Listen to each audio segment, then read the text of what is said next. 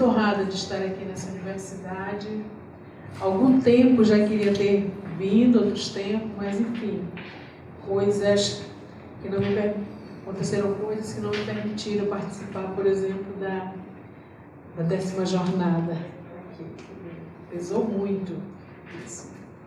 Enfim, eu vou falar um pouco da experiência de construção ainda do Museu da Educação, que está sediado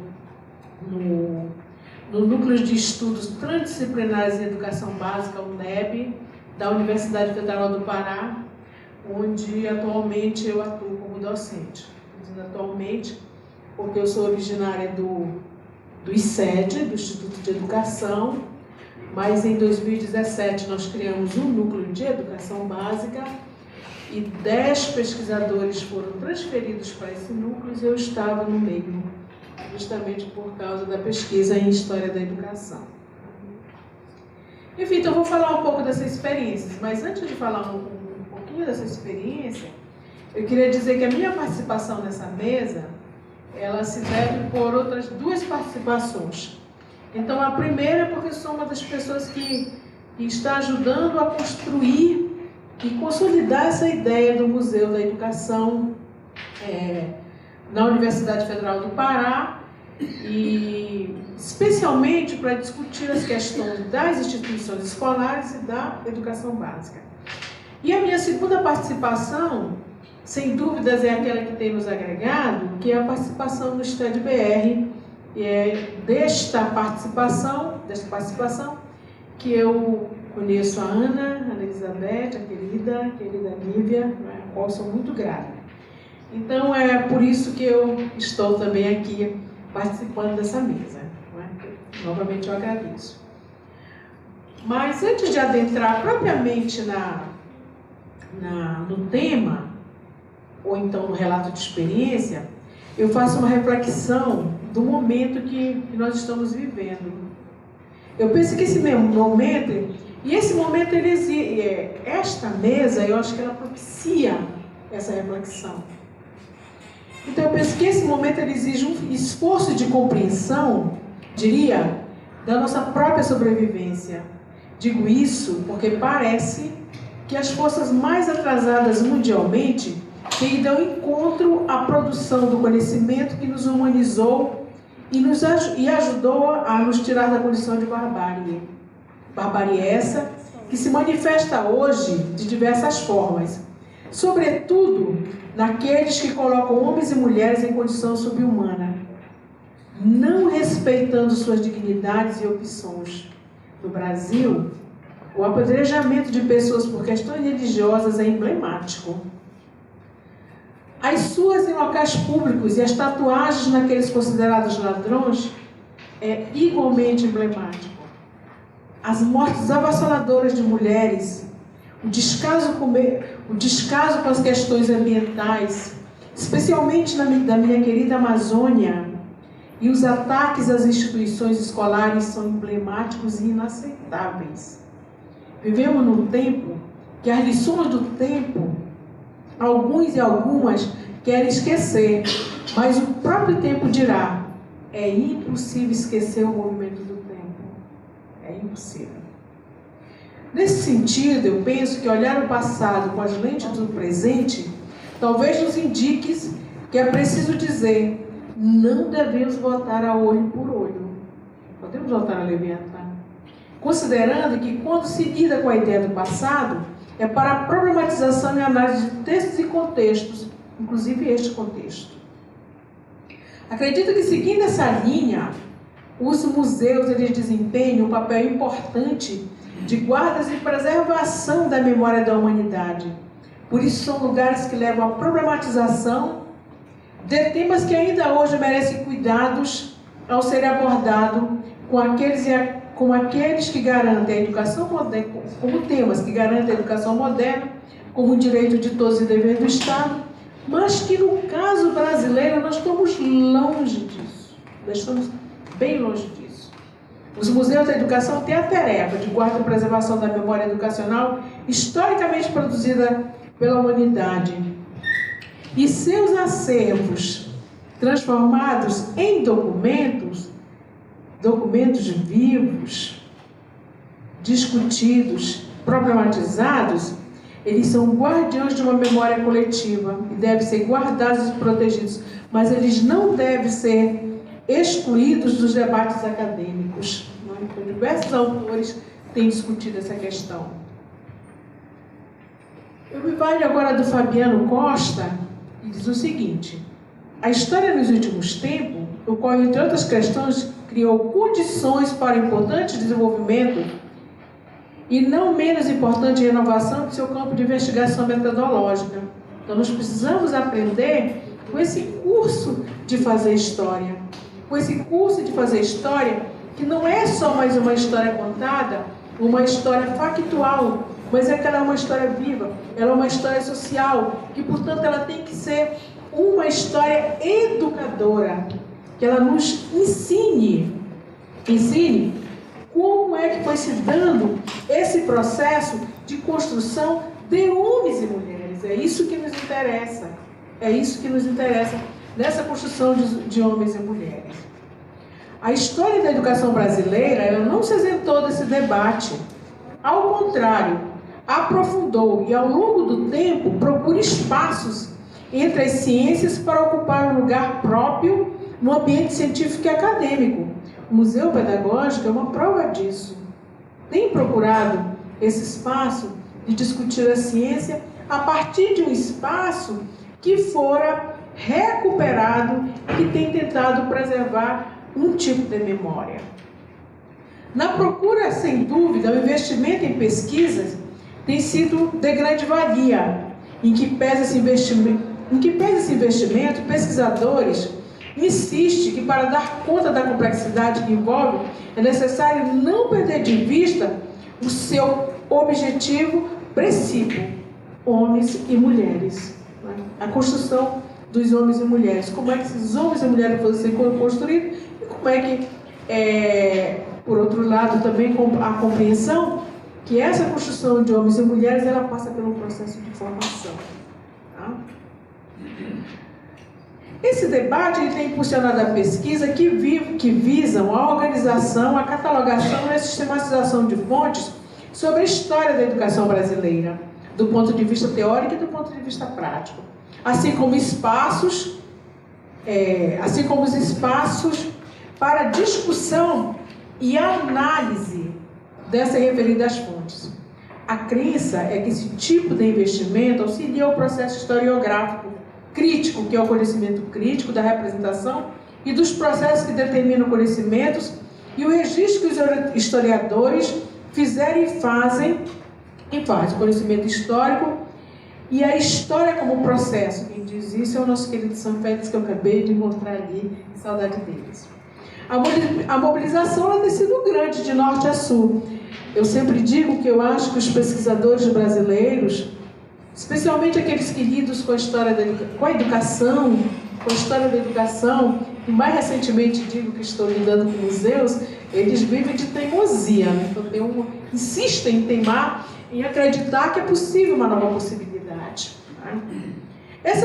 Essa preocupação vai em encontro de uma exigência epistemológica, na qual a educação brasileira busca consolidar o seu processo de formação do campo, como diz o professor Demerval Saviani. O atual estágio da história da educação brasileira pode ser considerado como tendo se completado o processo de formação do campo. A área encontra-se consolidada e com perspectiva, ao menos aparentemente, bastante promissora de desenvolvimento.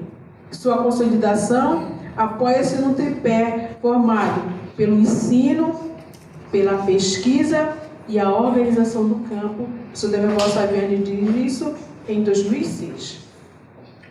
Nessa perspectiva, os estudos a partir do século XIX, eles têm se caracterizado em uma significativa sequência de fases e procedimentos que abrangeram também a história da educação, pois é possível compreender a história e a história da educação, pois não é possível compreender a história e a história da educação se a gente não discutir o seu significado. Essa mobilização tem remetido à ideia da problematização em torno do papel dos museus educacionais. como espaços destinados à guarda da história e memória da educação. Essa perspectiva de construção deve considerar a interdisciplinaridade, que de modo geral deve atuar, segundo Chagas, em 3 campos básicos: na investigação, na preservação e na comunicação. Penso que no caso brasileiro, se tratando de Museu da Educação, estamos longe, pois há um desequilíbrio entre a comunicação, a pesquisa e a investigação. Infelizmente, no Brasil, a pesquisa e a investigação ficaram estacionadas em segundo plano em se tratando de museu. Penso que nos museus, a questão da comunicação, ela ainda prevalece um pouco mais, mas a pesquisa e a investigação, acho que nós ainda estamos, penso que longe daquilo que talvez fosse o ideal. Então, os investimentos em pesquisa devem ser fortalecidos, considerando a visão crítica, a relação homem-objeto e espaço, forma e a memória e o patrimônio cultural. Tá? Nos museus é preciso ainda um entendimento de que, como sinaliza Carlan 2008, tá? Precisa um atendimento muito apropriado e analisado do que realmente significa esses espaços, no caso brasileiro. Discutir o papel dos museus da educação, na minha opinião, é justamente pensar na possibilidade de construção humana em outros patamares, não mais sob o jugo do capital que escraviza corpo e mentes. Portanto, é necessário pensar nesse espaço como lugar de produção do conhecimento, reflexões, pesquisa e produção de saberes sobre questões relacionadas à trajetória da educação e como lugar vivo e educador, haja vista que os processos educativos, quer formais e informais, são locos de construção do ser. É nessa perspectiva que o nosso grupo trabalha na Universidade Federal do Pará. Feito essa primeira parte, eu vou falar um pouco da nossa experiência com o Museu da Educação. Então, como é que nós chegamos nessa história do Museu da Educação? O Museu da Educação é uma das nossas maiores, se não a maior conquista de 2 grupos de estudos, que é o GEP, Grupo de Estudo História e Educação, e o Grupo de Estudo Pesquisa História, Sociedade e Educação no Brasil, STEDBR, São Pará. O Museu da Educação é fruto de 12 anos de investimento e problematização do ponto de vista teórico e prático sobre o papel dos museus da educação na realidade amazônica e a exigência de um espaço próprio de organização, de guarda e preservação da história e memória da educação também da Amazônia. O museu é destinado à pesquisa, à extensão e ao ensino de história da educação com vistas à sedimentação da pesquisa e história e da historiografia da educação amazônica. Sua criação em 2018, durante a 15ª Jornada Nacional do STEDBR, ocorrida na nossa Universidade Federal do Pará, deu ânimo ao grupo de pesquisas e uma melhor articulação com o programa de pós-graduação em currículo e gestão da escola básica, o programa do qual eu faço parte. Por outro lado, o museu impulsionou pesquisas em perspectiva histórica e com a possibilidade da criação de uma linha de pesquisa e história da educação no PPB, que é o nosso programa de pós-graduação. O Museu da Educação tem a intenção de se constituir uma ferramenta que possibilite a reflexão sobre a produção do conhecimento, uma perspectiva, como já disse, histórico-crítica. Nesse sentido, as instituições escolares, com suas memórias e histórias, enfim, seus acervos, são alvo do MEC, a serem resguardadas, que possam nos auxiliar ou aumentar nossa lente de reflexão sobre os processos educativos ocorridos na nossa região e no Brasil. A justificativa para a escolha das instituições escolares paraenses como as primeiras a serem investigadas e seus acervos identificados, organizados, catalogados e inseridos no MEB, deveu-se ao fato de que estas sobretudo as mais antigas, ainda se encontram com seus acervos sem tratamento e cuidados devidos, como é o caso do estado do Pará. Não são poucos os registros e descasos para com os arquivos e fontes dessas instituições escolares.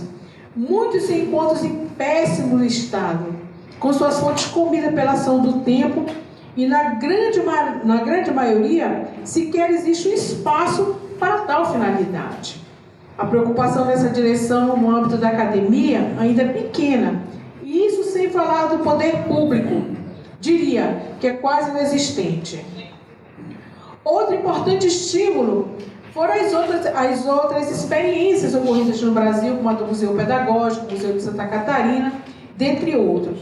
Além disso, quando nós analisávamos, nós víamos que os grupos, os grupos de pesquisas, os grupos de estudos e pesquisas, eles também se dedicavam à organização muito importante de fontes, como é o caso do Guia de Acervo Bibliográficos e Arquivista do ex-presidente da República, vinculado ao CEPEDOC, o Guia de Fontes sobre o Ensino Público Primário do Ensino de Belém do Pará, não é?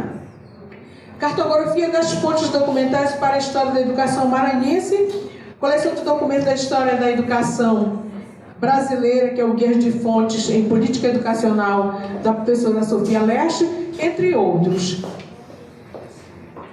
Entretanto, apesar desses esforços, nós víamos que a importância desse espaço em Belém do Pará era ainda muito pequeno, mesmo a gente demonstrando que era importante, que tem acervos riquíssimos, que as dissertações e as teses, sobretudo, apontam esse acervo. Nós já víamos catalogados e levantado a importância dada aos museus da educação. No nosso entendimento, ela era muito pequena, e daí queria pedir licença para abrir um espaço para dizer, no Pará, tem o professor Moreira Gomes, ele foi um educador que teve uma trajetória muito singular. Então, ele criou a Faculdade de Filosofia, Ciências e Letras, ele foi professor do curso de Pedagogia, obviamente, foi por muitos anos presidente do Conselho de Educação Estadual, foi secretário de Educação, e ao longo da sua carreira, ele foi amealhando um acervo muito importante. E o que fez então? Ele criou uma associação de professores, num terreno que pertencia à família dele. Com o desenvolvimento urbano de Belém, uma empresa dessas de construção civil quis comprar o terreno bem localizado, onde funcionava a associação de professores, e fez uma proposta para o professor Moreira Gomes. Então, a gente compra o terreno, dá de volta 3 apartamentos e mais um lugar que eles chamavam de hall e uma biblioteca para você guardar tudo que você quiser, e você faz associação. Foi feito o negócio. Ok. Isso funcionou por muito tempo. Quando o professor Moreira Gomes morreu, e ele não tinha filhos, mas tinha sobrinhos, o sobrinho dele é professor lá do curso de Direito, o professor Antônio Moés. O que o professor Antônio Moés fez? Fez uma cessão de todo esse acervo, desse patrimônio, em 2002 para a nossa universidade. Vejam só. E daí, em 2010, nós tomamos conhecimento desse acordo pelo Moés, foi publicado no Diário Oficial, e nós fomos com o nosso reitor para ele, então, tentar organizar essa sessão de fato de direito para a universidade. Tinha umas questões lá pelo meio burocráticas.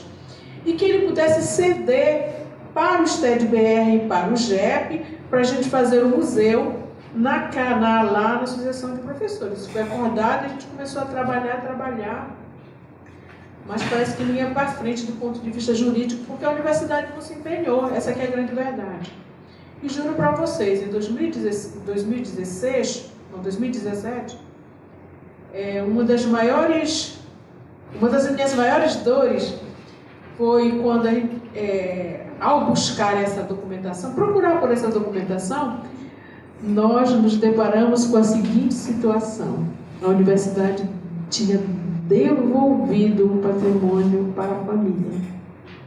Eu juro para vocês, com toda a pureza da minha alma, naquele momento, se eu tivesse tempo de me aposentar, eu teria saído daquele gabinete e ido lá na Projeto pedindo a minha aposentadoria. Porque é uma coisa assim que você não compreende. Então é por isso que eu estou relatando, que eu acho que ainda há uma pouca importância para o Museu da Educação. Ora, já não tem muitos museus em Belém, e no estado do Pará, então por que mais um Museu da Educação para tratar das questões específicas relacionadas ao acervo gerado pela própria questão das educações? Enfim, mas nós da UFPA, ainda no ICED, hoje no NEB, nós não desistimos. Os nossos grupos impulsionados por um conjunto de experiências que nós achávamos exitosas e as experiências também de pesquisa.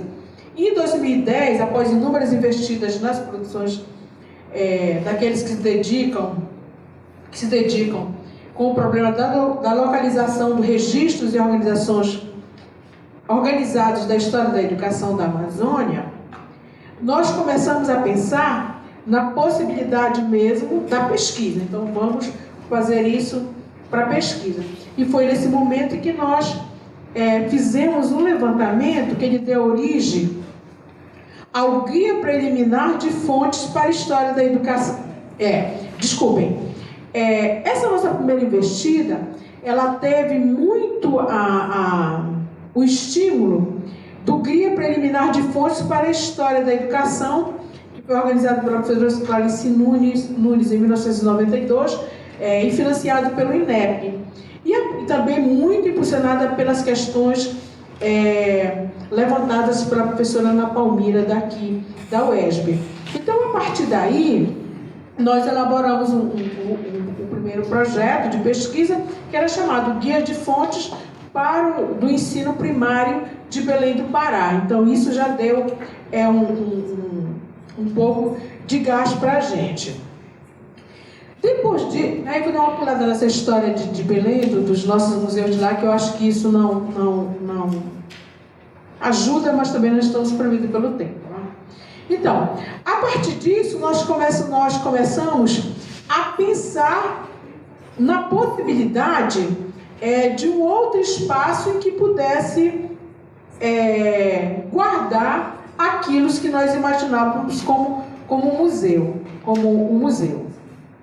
Ao mesmo tempo, nós fazíamos essa investida na pesquisa. E assim, em 2010, nós finalizamos um outro projeto, que foi Coletâneas de Documentos da Educação do Pará Imperial, de 1839 a 1889. Que foi mais um passo importante no acervo das instituições escolares da nossa região. Tá? Em 2011, nós investimos no projeto Memória. O projeto Memória, ele foi para criar condições mais adequadas e higienizadas do acervo do próprio ICED, que tem mais de 60 anos e a sua documentação está toda espalhada ainda. Então, o projeto Memória tentou fazer um tipo de organização e isso foi um importante aprendizado para o nosso grupo. Em 2012, a gente já começou mesmo com o projeto de educação amazônica. Então, o primeiro projeto mesmo era um projeto Museu da Educação Amazônica. E ele se constituía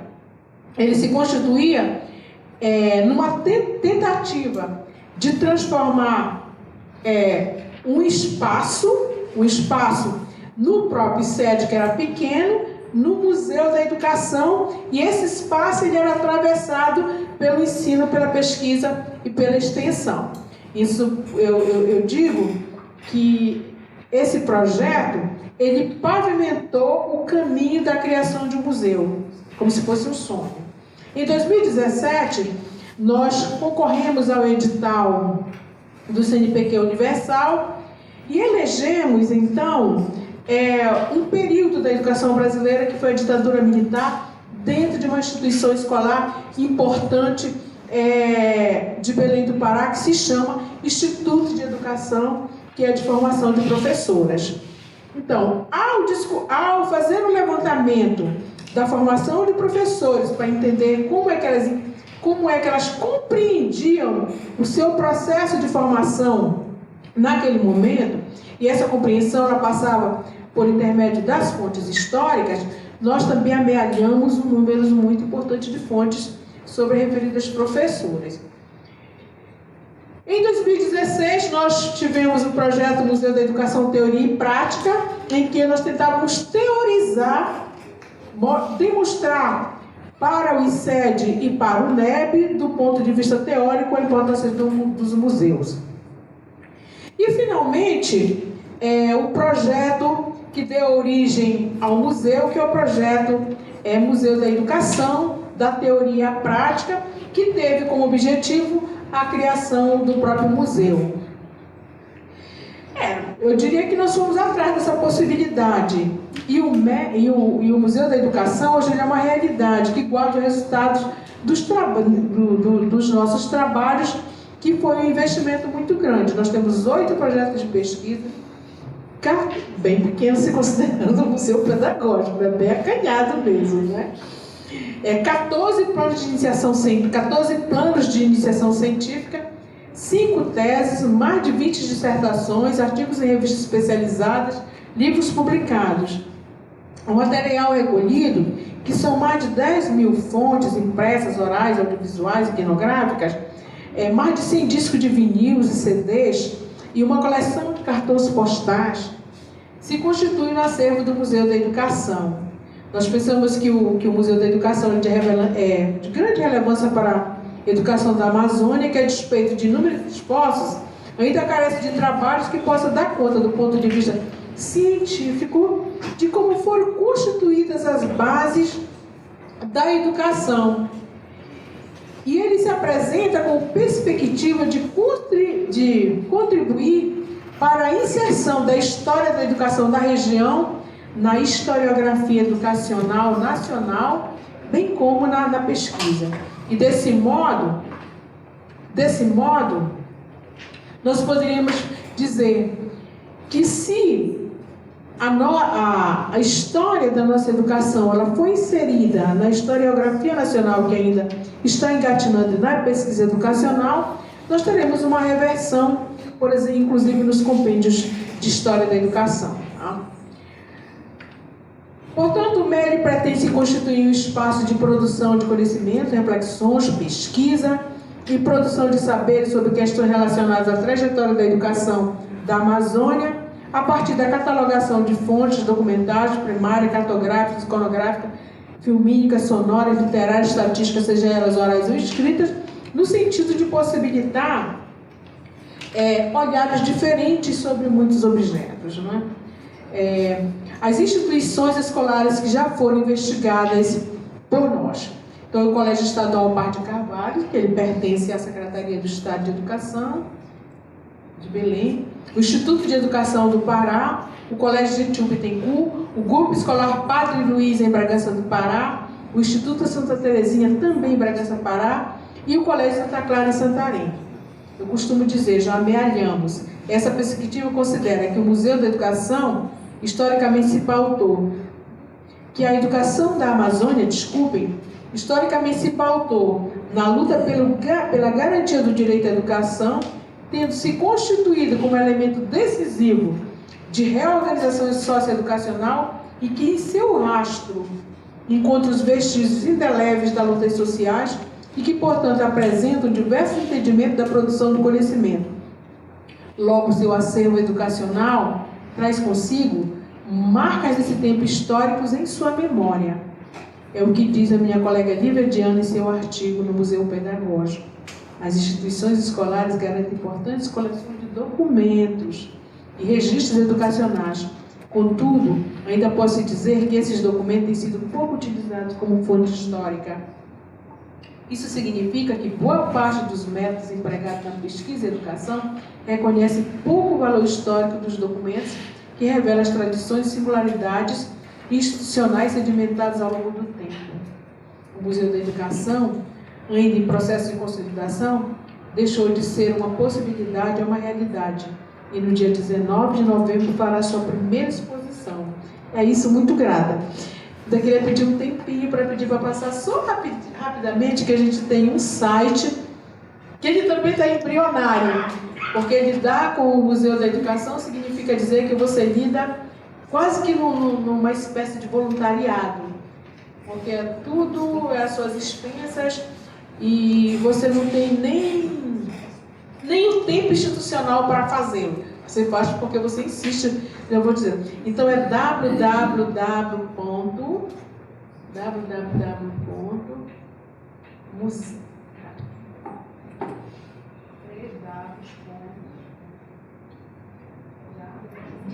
da Educação.ufpa.br. Ele não está disponibilizado assim por custo, ele passará a ser disponibilizado. Não vai dizer? Eu não estou enxergando. Não é? Não, foi disponibilizado. Agora de novo, é 3 Ws,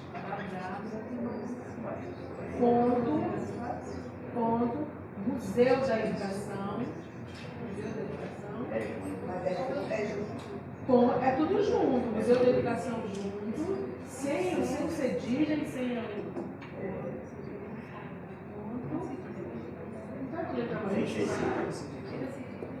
tira o cedilha, tira o ângulo, tira o acento. Museu da Educação .ufpa.br.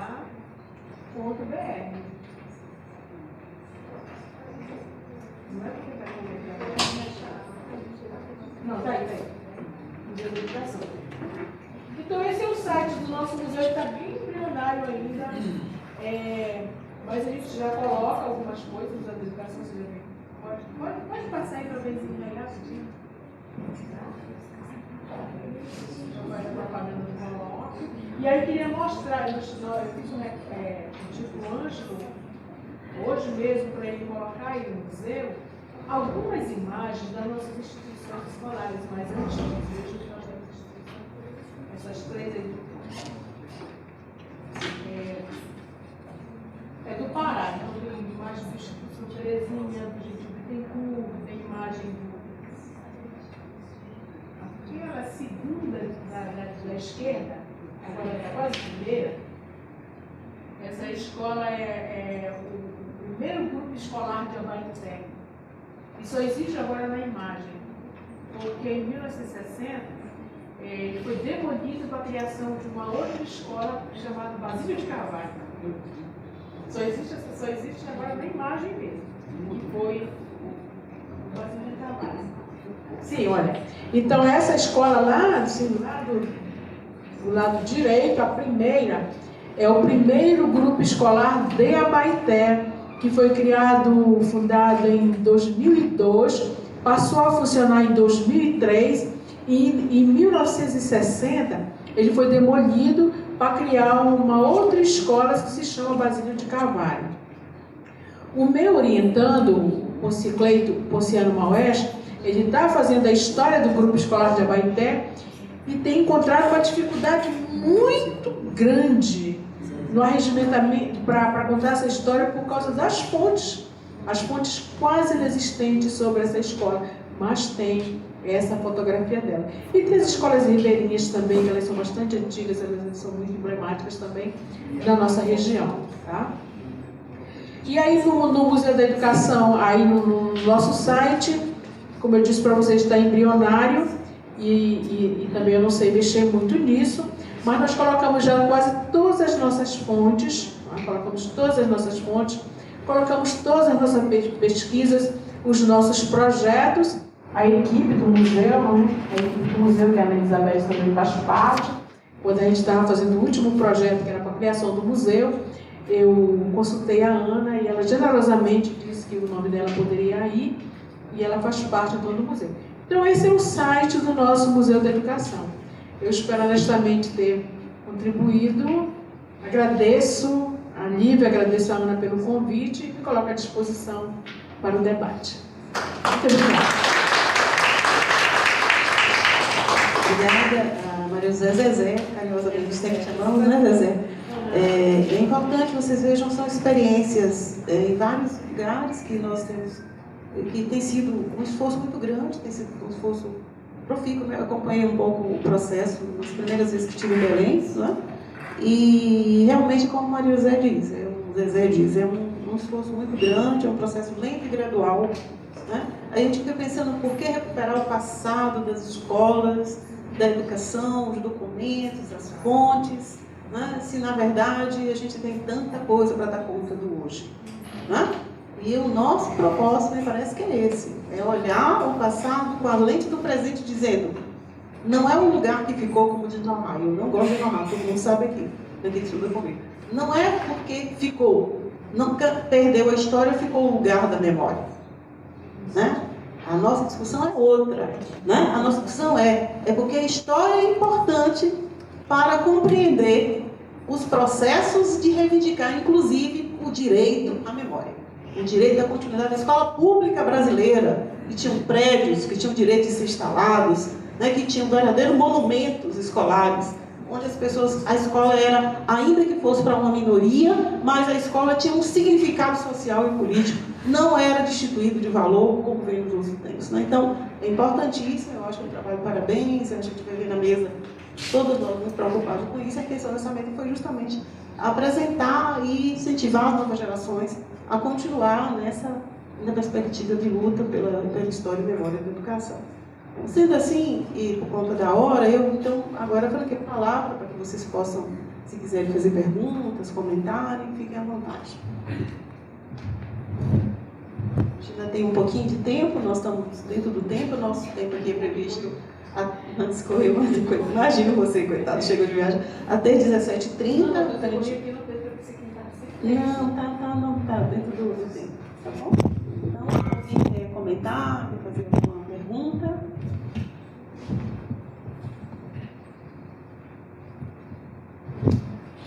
Não? Há um silêncio. Com todos reflexivos. Né?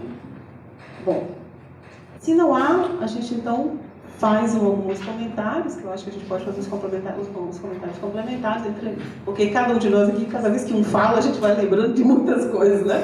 Mas, assim, eu então vou abrir a própria mente, se quiser fazer algum complemento, né?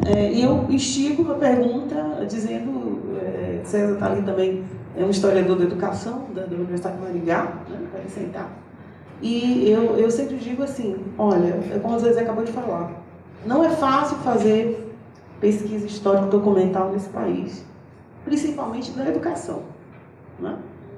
Porque em todos os documentos, é o que ela acabou de citar num texto que a gente escreveu, que os documentos são documentos, os documentos escolares parecem um documento de segunda categoria, né? É como se a gente pega alguma coisa no documento, ele não serve para muita coisa, mas ele revela muita coisa, né? Revela muita coisa, muito conhecimento, o que a gente tem nesse país, o que a gente não tem, o que tem que construir ainda, o que foi construído, foi negado, o que tem que ser reapropriado.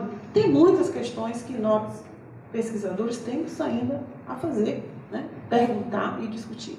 Então, eu deixo faqueado, se vocês quiserem fazer um complemento ou um comentário sobre os trabalhos, fica bom.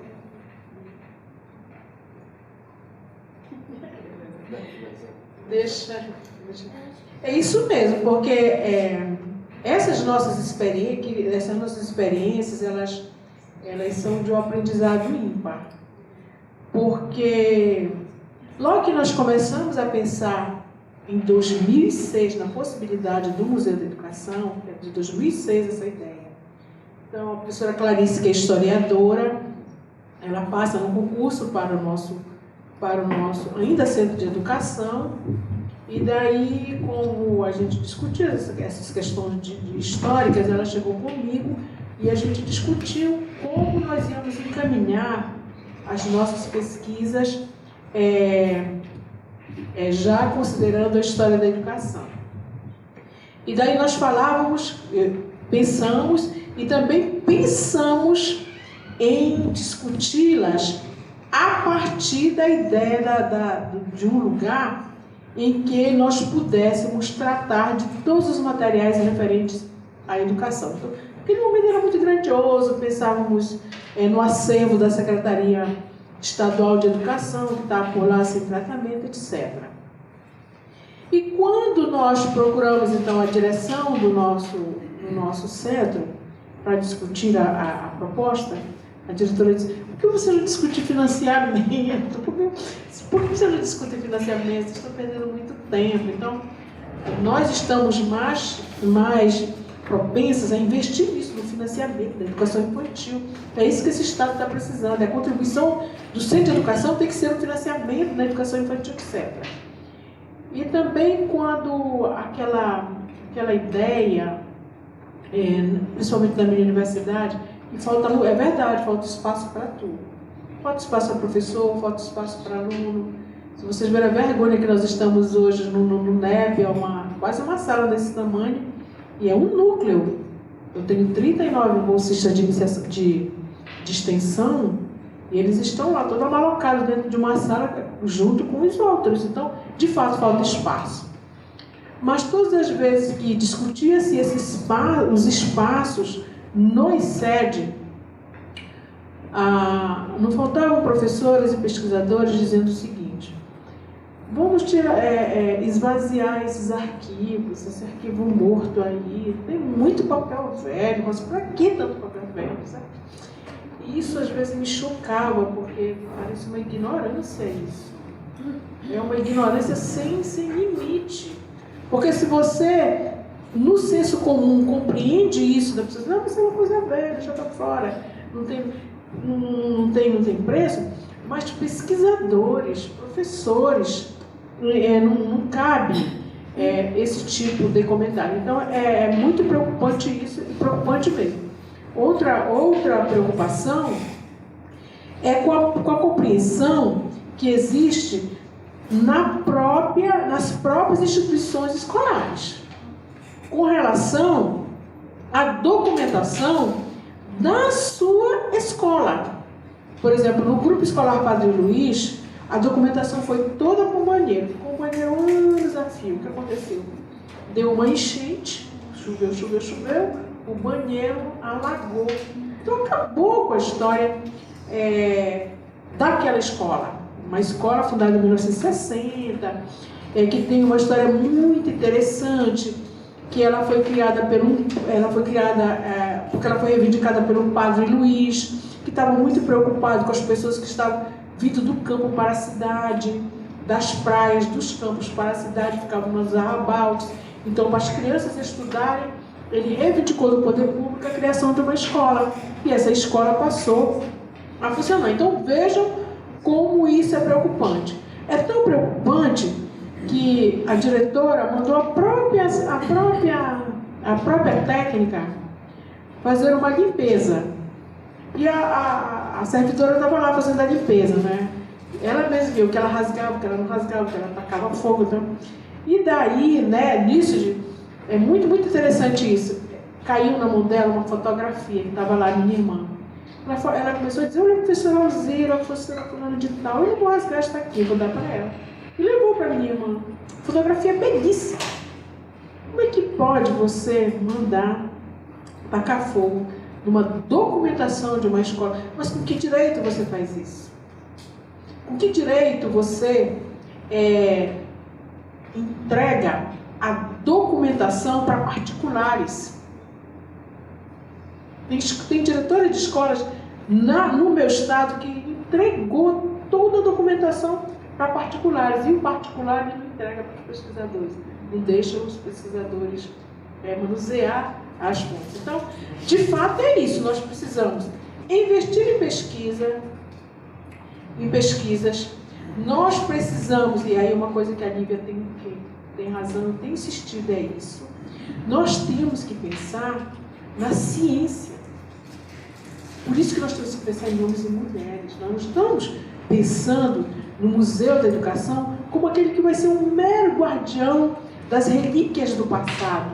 Não é o enfeite, não é o ornamento. Não é o ornamento. Ele é um espaço para ser problematizado. para colocar em xeque o ser. Nós queremos construir o ser que ele é crítico, o ser que ele entende os processos educativos como algo muito importante que deve ser preservado para o futuro, para que as pessoas possam compreender, em outras palavras, como foi o nosso processo civilizatório. Essas coisas assim, meio que elucubrando também, mas é isso que eu penso e é assim que eu entendo o Museu da Educação. Eu entendo o Museu da Educação também como algo atual, muito vivo. O passado ele serve para alargar a nossa lente do presente. Nós precisamos alargar a nossa lente do presente. E o passado ele serve para isso também. Bom, de minha parte, então, assim, gostaria de ressaltar, né? Parabenizar a professora pelo trabalho e ressaltar aquilo que eu procurei provocar aqui na minha fala, assim, dessa aproximação com essas demandas do ensino, com o ensino fundamental. Acho que é preciso desencadear um trabalho de revalorização do ensino de história.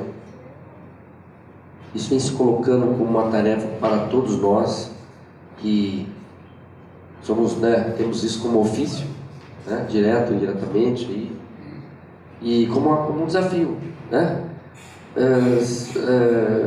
como contraofensiva, né, a barbárie. Eu acho que é isso que está pautado, está na pauta do evento, né, nosso evento. E senão nós estaremos sendo arrastados por essa barbárie, né, com esse obscurantismo que vem se instaurando na educação brasileira. Acho que esse é o desafio de todos nós, e nos espaços em que nós estamos, né? Olhando, evidentemente, que na medida da possibilidade e das condições de trabalho de cada um de nós, no nosso espaço, na universidade, buscando essas parcerias, né? Para além dos muros da universidade, e essa aproximação sobre esse olhar sobre o ensino de história local, regional. Evidentemente, sem perder essa dimensão nacional que se coloca para todos nós. Muito obrigado. Eu só pedir para vocês que agora a gente já está se aproximando do horário para a apresentação cultural, imagino que todo mundo quer ver, então vamos abreviar.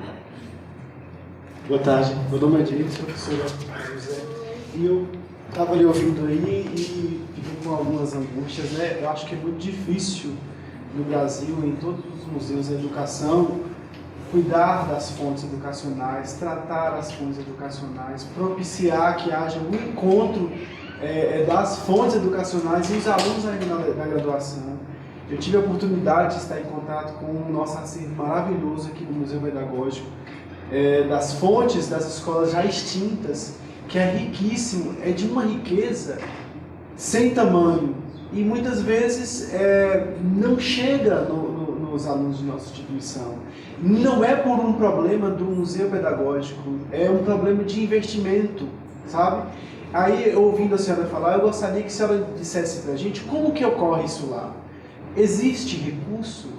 Existe recurso para essa organização? Ou é puramente por essa iniciativa mesmo de resistência dos pesquisadores, de ir lá, lutar pela fonte, agrupar elas em um local seguro?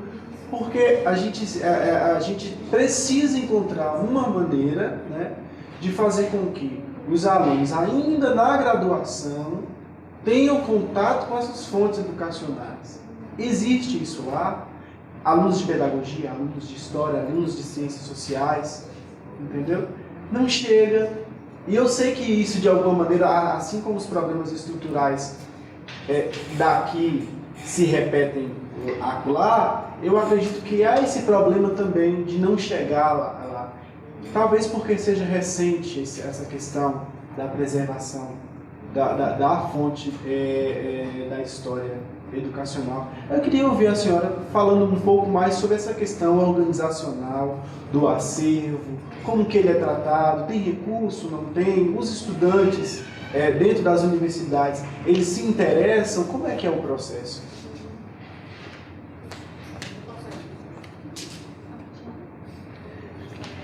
Tá, é assim, olha, rapidinho. Então, o recurso ele não há. Os projetos do museu ele nunca foram financiados. O que nós temos são as bolsas de iniciação científica. Então, as bolsas de iniciação científica, acho que tem um padrão no Brasil, R$400 por mês. Então, eu sempre tenho 2 bolsas de iniciação científica, a professora Clarice 2, o professor Genilton 2, então, nós temos esse pessoal que faz o levantamento. Aí, como que nós fazemos? Como fazemos isso? Eles executam os planos de trabalhos deles. E a execução é sempre no levantamento dessas fontes. Faz o levantamento, aí o outro plano é para fazer a análise das fontes. E quando termina a bolsa, então o outro já vai para fazer a organização das fontes. Então é assim que nós trabalhamos na Universidade Federal do Pará, no Museu da Educação, mas sem um recurso. E muito recentemente que nós tivemos carga horária também para isso. Porque como eu venho da extensão, tenho uma trajetória muito grande na extensão, eu resolvi durante muitos anos da minha vida que a minha carga horária institucional era toda para a extensão. Depois eu repensei um pouco e voltei para a carga horária da pesquisa. Então, muito recentemente, 2 anos atrás só, que eu tenho carga horária da pesquisa, para fazer a pesquisa e a pesquisa voltada para o museu. Mas é isso, é uma dificuldade mesmo, precisamos de investimento. Ainda não conseguimos. E a conjuntura nega. A conjuntura nega. Bom, eu queria só dizer que assim como os espaços físicos que acolhem a memória e a história de um lugar, o espaço literário também é importante para se pensar, né, como se configurou, como se constituiu a nossa história, que é responsável pela nossa identidade, né? Então, a literatura, ela possibilita, sim, essa reflexão. Não no sentido de pensar a memória e a história só como esse lugar de resgate, né? Porque o resgate é aquela ideia de tirar daqui e botar para ali, né? Mas de ressignificar o espaço literário como uma capacidade, como uma possibilidade de ressignificar a memória e a história a partir de um dado tempo e lugar.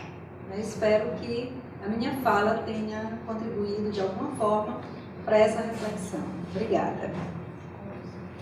Só queria agradecer muito a mesa pelas grandes contribuições, pelos relatos de experiência, né? Todos vocês, particularmente a professora Zezé, que chegou muito, né? Assim, uma viagem longa. E dizer a vocês assim, qual é a nossa grande esperança. Como trabalhar aqui com o Paulo Freire, trabalhando na ideia da pedagogia da esperança. Às vezes eu tenho uma ideia de que a gente perde o horizonte por conta de tanta barbárie, de tanta distopia.